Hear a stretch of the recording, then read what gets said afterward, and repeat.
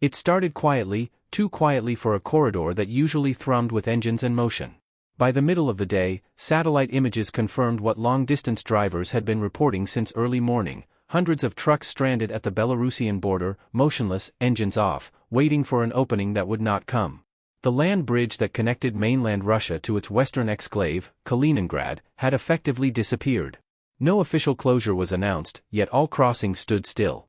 In the logistics terminals around Smolensk, the queues thickened, radio channels fell silent, and even the dispatchers spoke in low tones.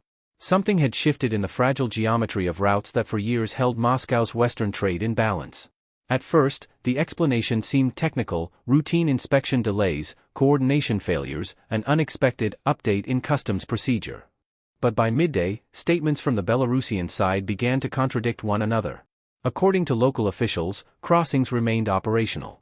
Yet footage from drivers and freight forwarders suggested the opposite: barriers lowered, border posts unmanned, and a line of trucks stretching beyond the camera's horizon.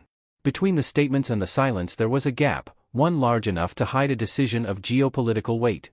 In analytical circles, the event was described as a logistical malfunction. Still, the term sounded too simple for what was unfolding. For months, Moscow's Kaliningrad corridor had been considered untouchable, a narrow, heavily guarded artery for military supplies and sanctioned goods. Today, it stood motionless. Sources close to regional administrations indicated that communications between Minsk and Moscow had entered an adjustment phase, a phrase that usually masks disagreement at the highest level. In the official briefings, the tone remained calm, as if the paralysis at the crossing was a local inconvenience. But the timing and the coordination suggested something far more deliberate. By this hour, the scale of immobilization had become undeniable. Satellite-based trackers registered static convoys near every checkpoint west of Orsha. Fuel reserves were running low, and logistics firms quietly activated emergency routes through the Baltic ports, a contingency not used since the early days of sanctions. Yet no one confirmed a blockade. The word itself was absent from all reports, replaced by softer terms: temporary limitation, increased scrutiny, unplanned delay.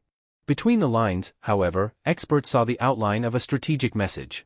The situation was evolving minute by minute, but the response remained muted. In Moscow, official comments were delayed. In Kaliningrad, authorities avoided mentioning the word isolation. Nevertheless, the imagery of stranded cargo created a symbolic rupture, an invisible wall drawn not by borders but by decisions made elsewhere. According to our sources, this disruption came amid renewed negotiations on military transit and customs tariffs, which, until now, had been handled behind closed doors.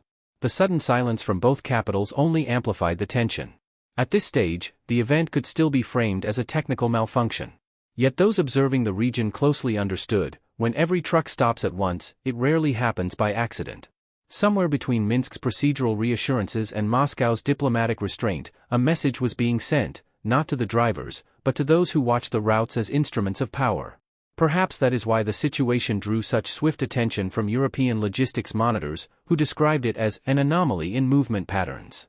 In their terminology, that phrase signals not chaos but coordination. And coordination implies intent. The day was still unfolding, and the sense of waiting thickened. By now, analysts in both Brussels and Moscow had begun tracing what this meant for trade corridors, sanctions bypasses, and the stability of Kaliningrad's supply chain. Officially, nothing had changed. Unofficially, everything had. Those who follow such signals know that moments like this often precede something larger: an adjustment, a test, a quiet confrontation masked as a procedural issue. In professional networks, messages began circulating: monitor the crossings, watch the freight data, wait for the next move. It wasn't a call to panic. It was a call to attention. And as the day pressed on, one conclusion emerged among experts: the bridge that vanished wasn't only a line of asphalt. It was a symbol of connection, one that, for the first time in years, no longer existed. Possibly, it's worth staying alert to what will follow next. Some insiders insist this interruption is not the end, but the signal of a shift whose meaning is yet to be revealed. By the middle of the day, the calm explanations had begun to unravel. Official briefings in Minsk repeated the same phrasing: temporary traffic regulation due to security protocols, yet none of the drivers were moving. Their logs showed hours of immobility, engines turned off, communication lines cut. The cargo manifest systems that usually update in real time had frozen as if by command. Analysts following these networks noticed a pattern: the disruption affected not only crossings toward Kaliningrad, but also auxiliary routes used for sanctioned goods. In other words, it was not an accident of bureaucracy. It was geometry, deliberate and precise. In Moscow, the reaction was restrained.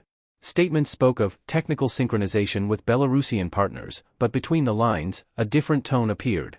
According to our sources familiar with logistics planning, transport corridors had been under review since early autumn, following a series of disagreements over customs tariffs. Belarus had been pressing for a revision of fuel duties, while Moscow sought a guarantee of unrestricted passage to its western enclave. The compromise was never finalized. By the time the current freeze began, both sides had reasons to act carefully, and to avoid open confrontation. Meanwhile, the imagery coming from the border looked increasingly symbolic. Rows of trucks stood in formation, headlights dimmed, stretching across the fields. The contrast between stillness and order created an impression not of chaos but of control. "Everything that stops together starts together," one logistics coordinator observed anonymously. His comment reflected what many in expert circles suspected, that the halt was not spontaneous, but managed. In the capital, the tone of discussion shifted toward the political implications. Transport corridors have long served as both economic arteries and instruments of leverage. The Kaliningrad route, in particular, has been central to Russia's access to the Baltic Sea, a land connection through an ally whose loyalty is measured not only in words, but in transit. When that connection stops, even for a few hours, the message resonates far beyond the border posts. In Brussels, observers linked the event to the broader reconfiguration of sanctions enforcement, suggesting that Belarus might be signaling flexibility toward the European position. In Moscow, however, such interpretations were dismissed as speculative. By this hour, the queues near Orsha had doubled. Drivers reported minimal communication with customs officials. The official channels insisted that processing continues, though no vehicles had crossed since early morning. The ambiguity served both sides, allowing Minsk to avoid direct accusation, and Moscow to avoid direct response. In the absence of clarity, speculation filled the void. In the logistics sector, discussions turned toward risk management. Could the corridor's collapse accelerate the use of sea routes through St. Petersburg? Would supply chains reroute permanently if the standoff persisted? Each scenario carried strategic consequences.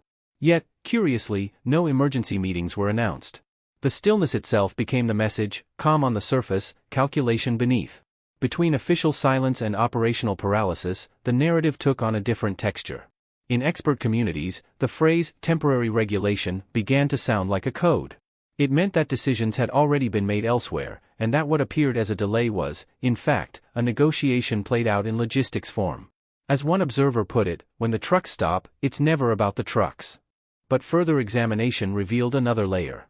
Financial data indicated that several Russian state logistics companies had begun redirecting payments through alternative intermediaries hours before the stoppage. The timing was too precise to be coincidence. That suggested prior knowledge, or at least anticipation, of what was about to happen. By now, analysts within financial institutions treated the blockade not as an operational crisis, but as a signal embedded in trade flow patterns. Officially, nothing indicated a rupture in relations. The rhetoric remained neutral, the tone procedural. And yet, the silence itself carried weight.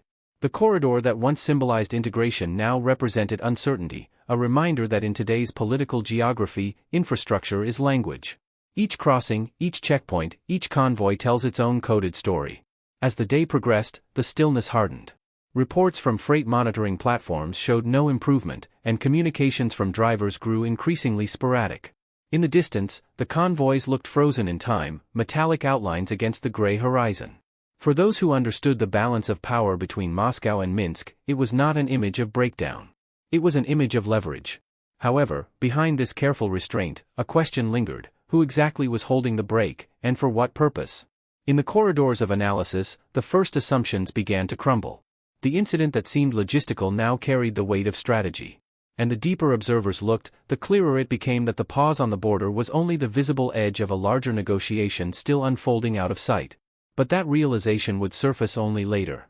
For now, the trucks remained still, and the silence, deliberate, dense, grew heavier with every hour. By this point, the narrative had shifted from uncertainty to unease. What began as a technical pause now resembled a silent confrontation between allies. In Moscow, official language remained procedural, but internally, departments were circulating restricted memos, phrased cautiously, yet unmistakably urgent. According to our sources, the Ministry of Transport had instructed several logistics operators to prepare alternative flow routes for priority cargo. That phrase, in bureaucratic terms, meant one thing: the Kremlin no longer expected an immediate reopening. In expert circles, the tone changed as well.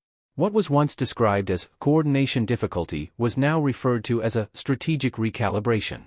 Behind these neutral expressions stood a more complex reality. Minsk had tightened the corridor not out of technical necessity, but as part of a larger pattern of controlled dependency. For years, Belarus functioned as Russia's logistical buffer against European restrictions. Now, it was quietly testing how much leverage that role actually gave. Officially, the message to Moscow remained one of partnership. Unofficially, it was an assertion of autonomy. At this hour, analysts began tracing financial flows between the two capitals.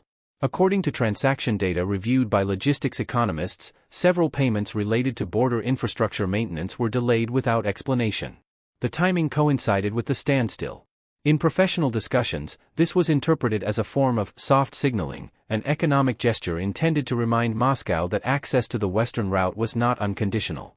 Such methods rarely appear in public statements; they manifest as disruptions, denials, and silences. Between Minsk and Moscow, the corridor had long symbolized trust. Its closure, even temporary, revealed what experts called asymmetric vulnerability. Russia depended on that narrow passage for goods and supplies directed to Kaliningrad, a region physically cut off yet politically vital.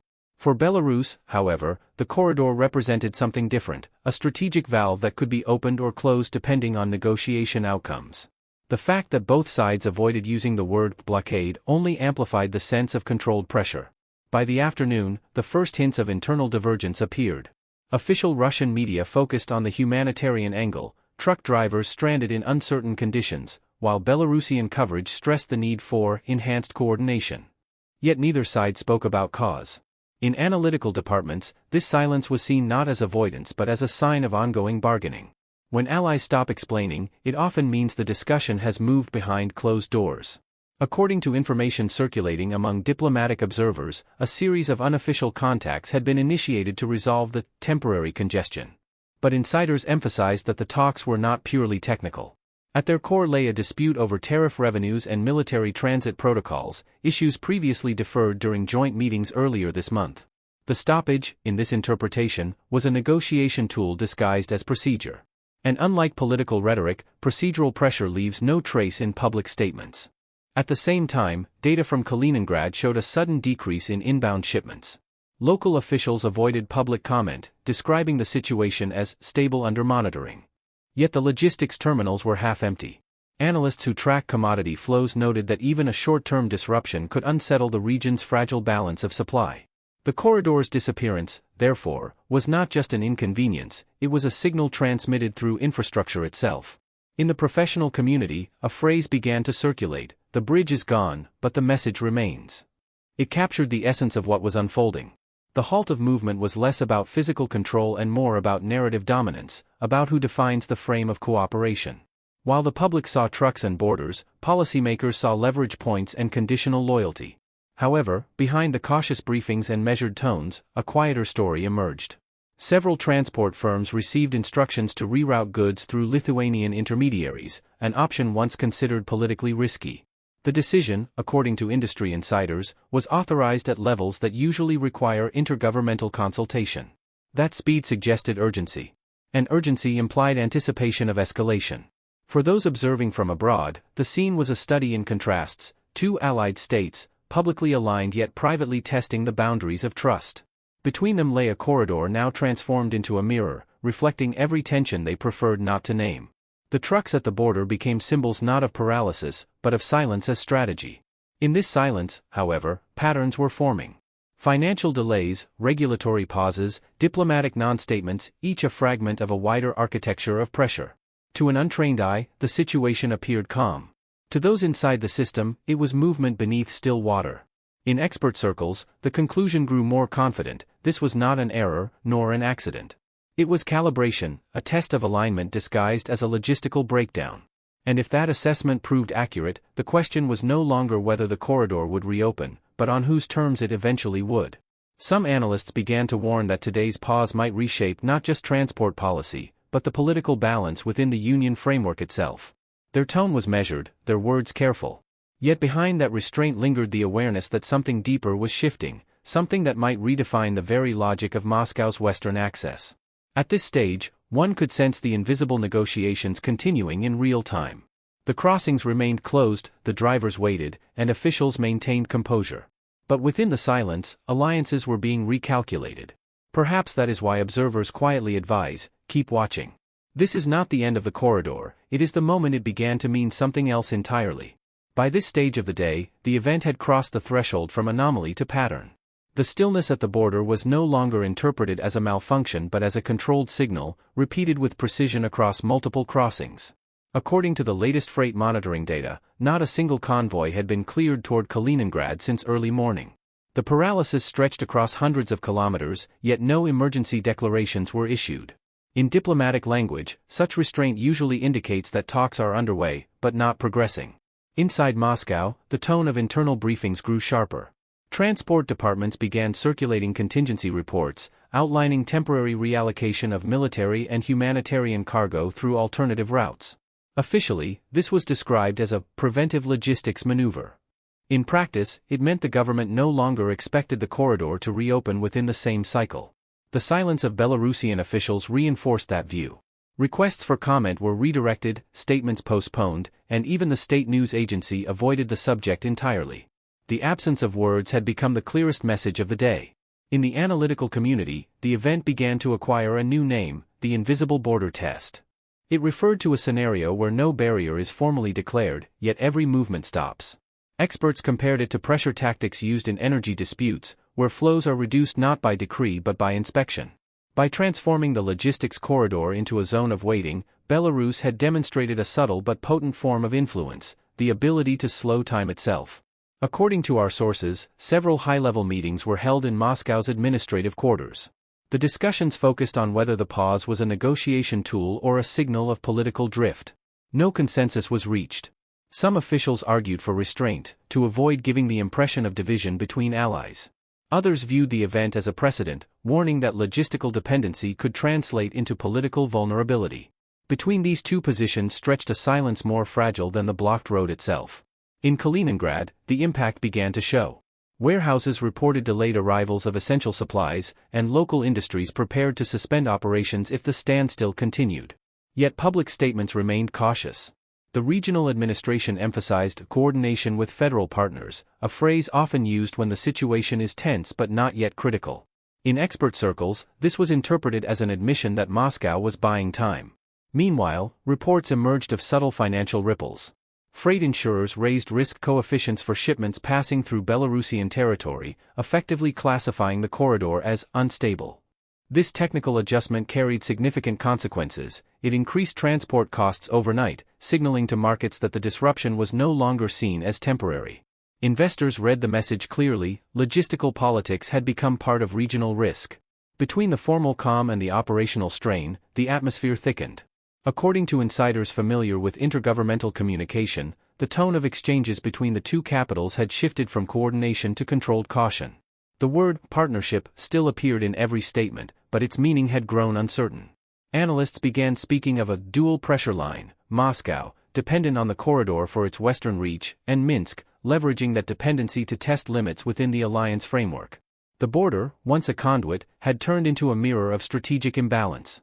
At this hour, fragments of unofficial commentary began surfacing in expert media.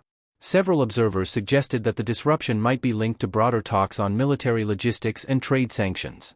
The argument was simple: the corridor's closure could serve as leverage in parallel negotiations, a subtle reminder that even allies operate within hierarchies of power. No one confirmed this openly, but the sequence of actions left little room for coincidence. In Brussels, monitoring groups described the event as a signal within the signal, a phrase denoting layered communication through indirect means. The logic was familiar to those who have studied geopolitical signaling. What appears as inefficiency is often intentional ambiguity. By creating a situation where every actor must guess the motive, the initiator gains control of the narrative. And in this case, that control clearly rested not in Moscow, but in Minsk. Still, the official rhetoric remained steady. No accusations, no declarations. Only procedural language: coordination continues, discussions ongoing, situation under assessment. Yet behind this verbal stillness, movements began elsewhere. Satellite trackers picked up rerouted convoys heading north through alternative borders. Freight companies adjusted schedules without public instruction. In systems that usually require explicit orders, such synchronization rarely happened spontaneously. In the analytical field, the conclusion became unavoidable. The closure was no longer an isolated decision, but part of a coordinated pattern of recalibration across the region. It coincided with other subtle signals: revised transit quotas, delayed customs clearances, muted diplomatic schedules. Each of these on its own seemed minor; together, they drew a map of pressure points. By this point, it was no longer about trucks or tariffs. It was about tempo: who dictates it, who endures it, and who benefits from delay. Moscow could compensate for physical routes, but not for the symbolic loss of control. The corridor's stillness had become an emblem of a shifting order, one where dependence now flowed in the opposite direction. As the day continued, the waiting deepened. No crossings reopened. The silence of officials was matched only by the hum of idling engines under the border's gray light. And though the reports remained technical, the meaning was no longer hidden.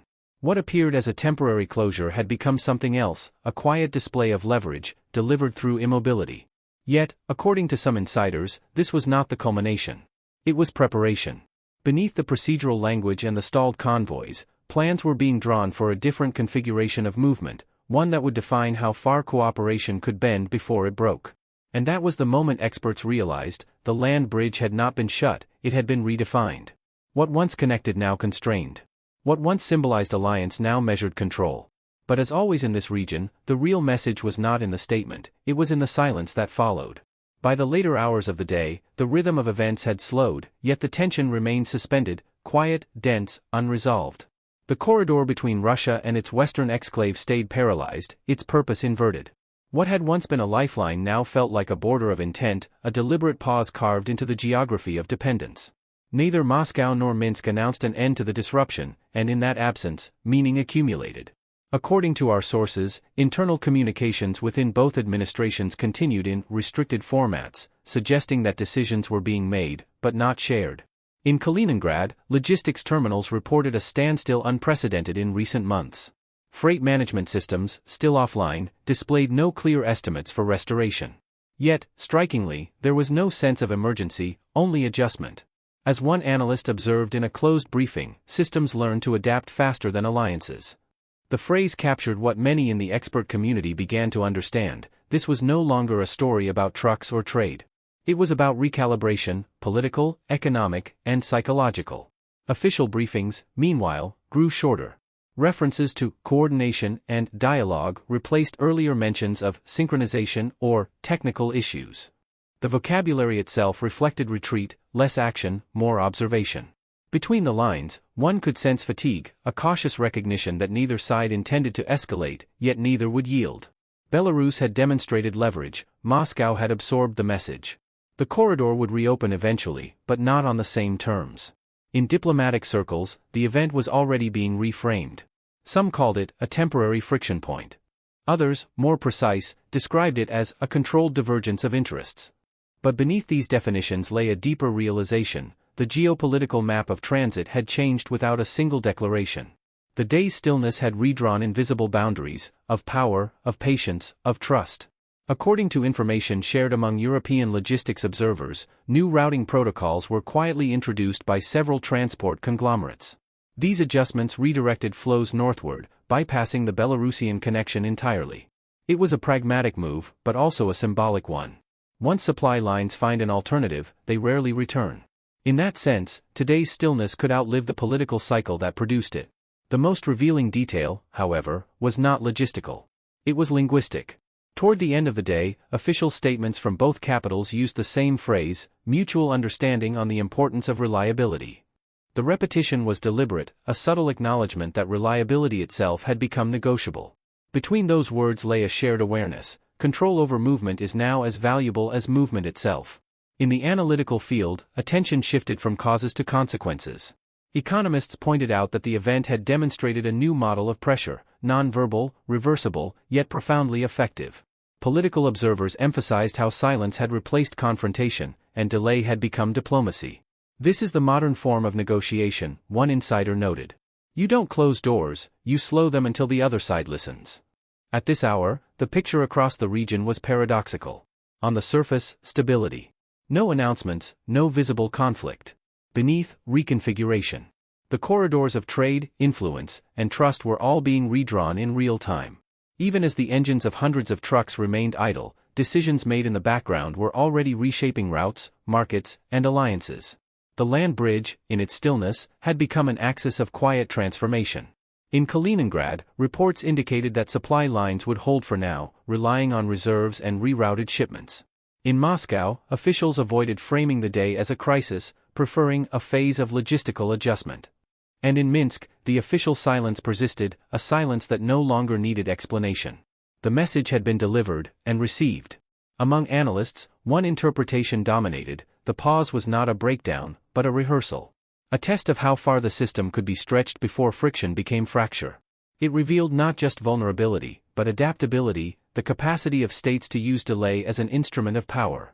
For the region, it marked a subtle turning point.